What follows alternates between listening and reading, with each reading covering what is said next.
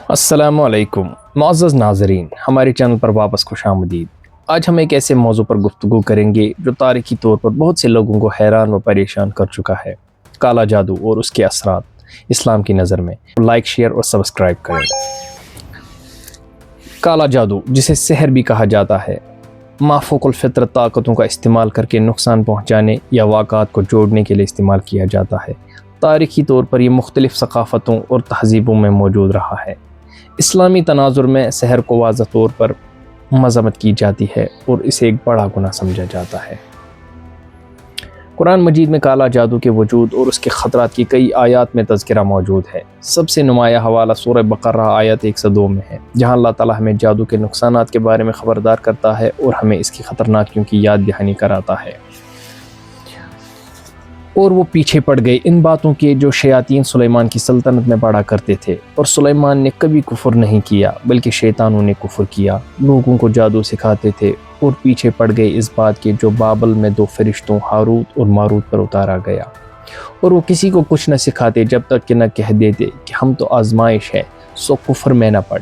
پھر لوگ ان سے وہ سیکھتے جسے میاں بیوی میں جدائی ڈال دے، اور وہ اس سے کسی کو نقصان نہ پہنچا سکتے مگر اللہ کے حکم سے، اور وہ سیکھتے ہیں جو انہیں نقصان پہنچاتا ہے اور انہیں نفع نہ پہنچاتا، اور وہ جانتے تھے کہ جس نے یہ سودا کیا اس کا آخرت میں کوئی حصہ نہیں، اور وہ جانتے تھے کہ جس نے یہ سودا کیا اس کا آخرت میں کوئی حصہ نہیں۔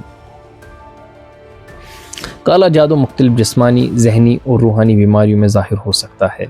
کچھ عام علامات میں ناقابل وضاحت بیماریاں، شدید ڈپریشن، اچانک برتاؤ میں تبدیلیاں اور ذاتی تعلقات میں خلل شامل ہیں۔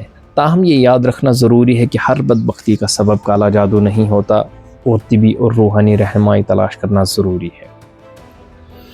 اسلام ہمیں کالا جادو کے نقصانات سے بچانے کے لیے متعدد طریقے فراہم کرتا ہے۔ قرآن کی آیات جیسے آیت الکرسی، سورہ بقرہ آیت نمبر 255 اور سورہ بقرہ کی آخری 2 آیات کی باقاعدہ تلاوت، روزانہ کی نماز ادا کرنا اور اللہ پر مضبوط ایمان رکھنے سے سحر کے خلاف مضبوط حفاظتی ڈالیں بن جاتی ہیں۔